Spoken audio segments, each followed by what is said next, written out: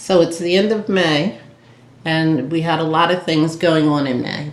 Yeah, our daughter Sarah's birthday was in May. Sarah and Vernon's anniversary was in May. Mother's Day. The whole month is Asian American Pacific Islander month.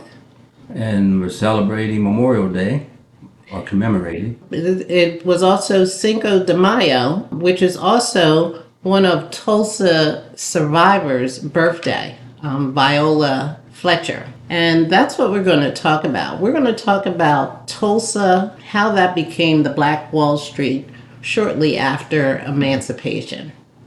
So I'm Donna. And I'm Will. And this is Journey with Donna and Will.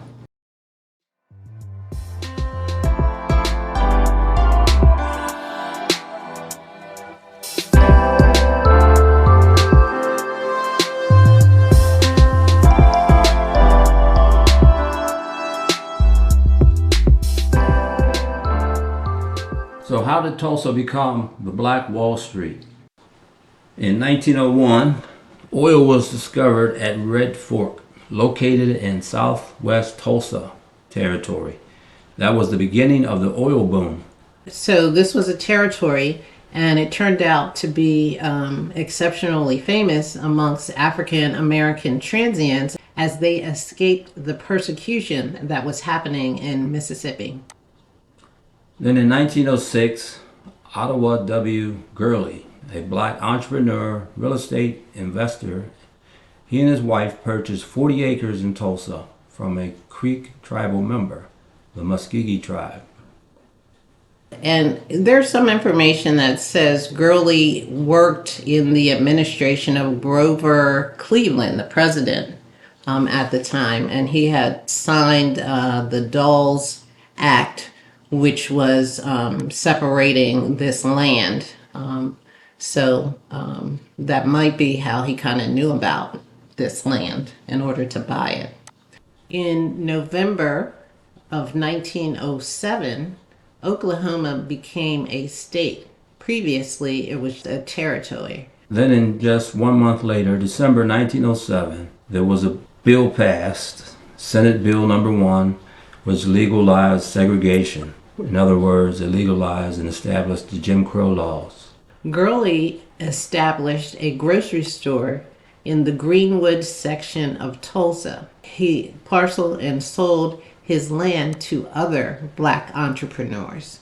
Segregation laws that prevented black residents from shopping in white neighborhoods and the desire to keep money circulating in their own community, Greenwood residents collectively funneled their cash into black businesses. So this is how Greenwood became a robust and self-sustaining community, aka the Black Wall Street, which was given to them that name by Booker T. Washington.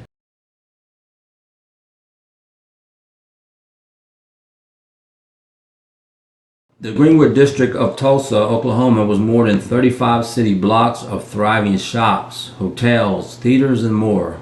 All of them were black owned. Yeah, they had like a pool hall, a tavern, a restaurant. They had grocery stores and parks. Doctor's office, dentist's office, and the churches. They had, was it Vernon AME Church and Mount Zion Baptist Church. I think we mentioned the restaurants. They had the Dreamland Theater. All of these things, like you said, were black owned. So because of the oil boom that was in Tulsa, a lot of African American workers came to the area. They did serve as manual laborers and domestics. They did make a good wage, but they went back to the community of Greenwood, Tulsa, and spent their money, and that's why the neighborhood was growing. Yeah, they spent their money with each other. So it's circulated within the same community. This is kind of interesting to me because of the time frame as well. Turn of the century, 1901. That's around the time that our grandparents were born. Our grandparents, whom we knew, So it was very interesting. Right. So yeah. So this is very impressive how how well they did. Yeah, it just shows you what we already know that, African Americans can do anything. We set our minds to, if as somebody said, if the playing field is level and the rules are known, Yeah, we're very competitive and will thrive in just about any industry. absolutely.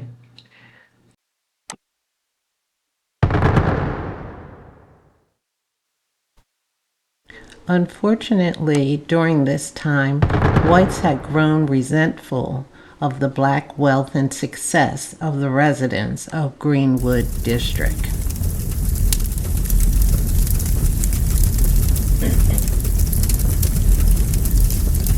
The massacre involves shooting, fires, and bombing from aircraft, murdering. Approximately 300 people were killed. Oklahoma Commission studied said at least 1,200 homes were destroyed alongside churches, schools, businesses, and hospitals.